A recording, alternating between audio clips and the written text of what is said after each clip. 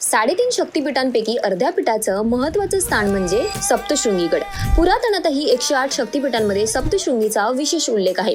सप्तशृंगी निवासिनी देवीच्या मूळ ठिकाणाचे दर्शन सर्वांना होत नाही, म्हणूनच याला अर्धपीठ असं म्हणतात.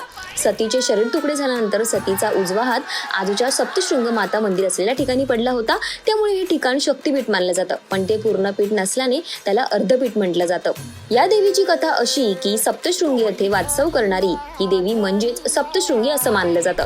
दंडकारण्यात राम सीता वनवासात असताना देवीच्या दर्शनाला आल्याचे पौराणिक ग्रंथात उल्लेखलेले सापडते. पौराणिक कथांनुसार महिषासुराचा वध केल्यानंतर देवीने विश्रांतीसाठी येथे वास्तव्य केलं. देवीने ठार केलेल्या महिषासुराचे मस्तक म्हणजे रेड्याचे मुखमंदिर ज्या डोंगरावर आहे त्याच्या पायाशीच दगडात कोरले गेलेले आहे. ब्रह्मदेवाच्या कमंडलातून ही देवी उदयास आली आणि तिने दुर्गेचा अवतार घेतला असा उल्लेख पुराणात आढळतो आणि त्यावरून तिला ब्रह्मस्वरूपिणी म्हणूनही ओळखलं जातं. तसंच महानुभावी लीळा चरित्रात असा उल्लेख आढळतो की राम रावण युद्धात इंद्रजिताच्या शस्त्राने लक्ष्मण बेशुद्ध येऊन पडला. त्यावेळी हनुमंताने द्रोणागिरी पर्वत नेला आणि त्यावेळी द्रोणागिरीचा काही भाग खाली पडला, तोच सप्तशृंगगड. देवीचे 18 भुजा सप्तशृंग रूप येथे पाहायला मिळते. ही देवीची मूर्ती स्वयंभू आहे.